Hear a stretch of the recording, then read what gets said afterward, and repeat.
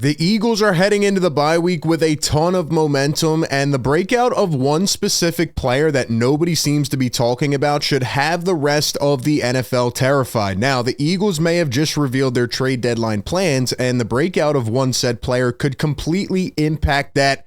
And I think if they shift their focus and upgrade at one position, they might be coined as the Super Bowl favorite. Lastly, is Jalen Hurts being disrespected by not even being top 10 in the MVP race? We'll talk about all that and more here on A to Z Philly, but welcome into the show. I am RB. Listen, man, we give you this Eagles coverage every single day. Do me a huge favor, hit that like button and subscribe to our channel. Now, I want to talk about the NFC East because we are well on our way to achieving our bold prediction back in August where I said that the Eagles should win this division by 3+ games. And last night, the Commanders were embarrassed on Monday Night Football. Obviously, Jaden Daniels was out. They've had a ton of injuries. But really, they had a expected step back this year. I mean, we all saw it coming. They had a great journey run last year, but a lot of old players. Now they have injuries. Sophomore year for the quarterback. We all saw it coming. Outside of the Commanders, the Giants are pretty much done this year. Wrap it up for them.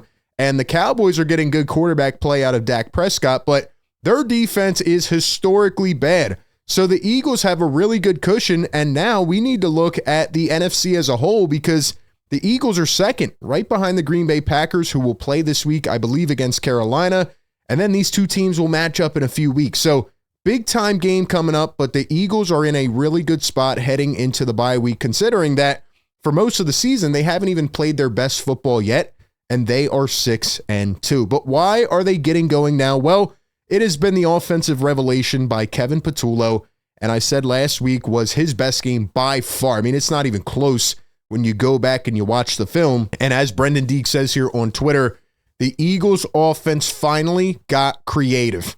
We saw a lot of motion, pre-snap stuff, right? Throwing the defense off, opening up the field, but really being timely with these decisions, being very strategic, which is something that has not happened all season.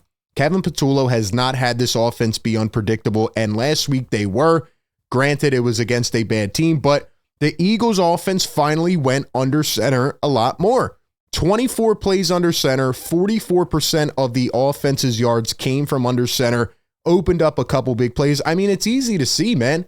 I mean, we saw this last year, right? When everybody started calling for the Eagles offense to do different things, be more creative, it opens up the field with play action. And, you know, the defense is already terrified of Saquon Barkley. So if you go play action and you send Devontae on the seam route, I mean, it's over. It is over. But anyway, Kevin Patullo had an amazing game, and he commented on the run game finally getting going with Saquon and Tank Bigsby this week. He says, "We always knew it was a matter of time. We had heard everybody say we were close, and it felt great to finally get it going." Now, Jalen Hurts also commented on his offensive coordinator, and we've constantly talked about Jalen and the turnover at OC and how it impacts him. I thought he got pretty honest here, but he gave Patullo a lot of credit, which we love to see. He says, "I think he's gained confidence and gained assurance in what he sees and what he believes as time goes on. So again, I look at how are we helping him? Are we playing penalty free? Are we mastering things that take no talent? Are we getting in and out of the huddle? The little things can help all of us and help the play caller find a rhythm in what he does." And so we're very critical of that. I'm very critical of that. That's always something I'm talking about, and we want to continue to build. All the good teams, all the great teams do the little things well. And the Eagles are one of them. And that's why they've had sustained dominance, because they really hone in on these specific details and they master their craft in a way. Later, Jalen goes on to say, you go from 21 to 22. You have the same chefs in the kitchen. Every other year after that, it has been different, and there's always a period of trying to figure things out a bit. So he says, look, I've accepted it. You know, I'm going to have a different OC every year because we're so good. These guys get head coach jobs. Sirianni can't call plays, so it is what it is. I like Jalen opening up about that and not shying away from it. And overall, I do think it helps him out just to understand defense is different, get to kind of pick the brains of some of these different offensive coordinators. But at the same time, it can be rough. So the Eagles do need to eventually build some consistency there. But right now, Jalen has done such a great job maneuvering through that. And I think that's why he should get even more credit. And oh, by the way, speaking of Jalen Hurts, while we're on the topic, he should be in the MVP conversation. I'm not saying that he has been the best quarterback in the league this year or that he's even the most talented quarterback, or that he should even be the favorite. But Jalen Hurts absolutely deserves to be in the MVP convo. When you talk about a guy that leads the NFL with 20 total touchdowns, he only has 2 turnovers the entire season. He continues to win football games. He effectively impacts the game. Right now, Jalen Hurts is top 10 in almost every single category. He's top 10 in completion percentage, passing yards, passing touchdowns, rushing touchdowns, touchdown to interception ratio. The list goes on and on. He has done nothing but play an effective quarterback position this year and continue to be the reason that the Eagles win games. And right now they're 6-2. And it's funny because last year the argument was, well, Saquon Barkley's so elite. He's too good, and Jalen Hurts isn't really doing much. But then you look at this year, where the defense has not even been close to number one. Saquon Barkley really hasn't had a good year until this past week, and Jalen Hurts has the Eagles at 6-2. So shouldn't he get most of the credit for where this team is at and their success? I mean, there's no reason that guys like Drake May and Baker Mayfield and Justin Herbert should even be ahead of Jalen Hurts. I think it's ridiculous.